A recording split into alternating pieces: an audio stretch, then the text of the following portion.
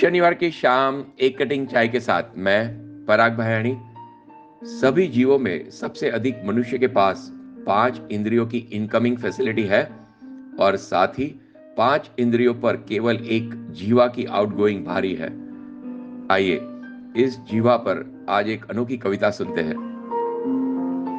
आइए शुरू करते हैं।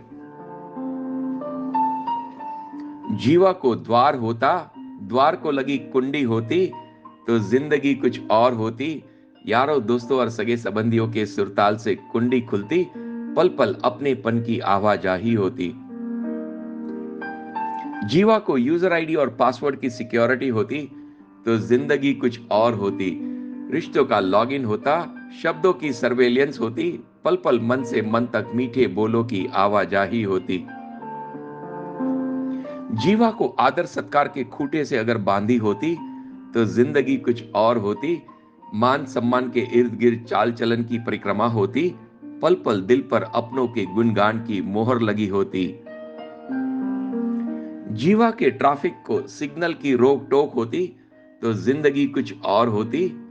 मरहम जैसे शब्दों को मर्यादा की हरी झंडी मिलती, पल पल बतियाने से पहले सुनने की अनोखी प्रतियोगिता होती। जीवा से बढ़ते रिस्क को करुणा की इंश्योरेंस पॉलिसी लगती, तो जिंदगी कुछ और होती। ग्रेटिट्यूड वाले एटीट्यूड के प्रीमियम की किश्तें होती, पल पल चारों ओर एप्रिसिएशन की गुनगुनाहट होती। जीवा को iOS या एंड्रॉयड की फैसिलिटी होती, तो जिंदगी कुछ और होती। मोहब्बत की ऐप डाउनलोड होती, रोज नए अपडेट्स की इंस्टॉलेशन होती, पल पल खुशियों की बौछार होती। चारों ओर अमन और शांति की लाइक सब्सक्राइब्स और कमेंट्स होती। जीवा को द्वार होता, द्वार को लगी कुंडी होती, तो जिंदगी कुछ और होती। यारों दोस्तों और सगे संबंधियों के सुरताल से कुंडी खुलती, पल पल अपनेपन की आवाजाही होती। सुनने और सराहने के लिए आपका बहुत बहुत आभार।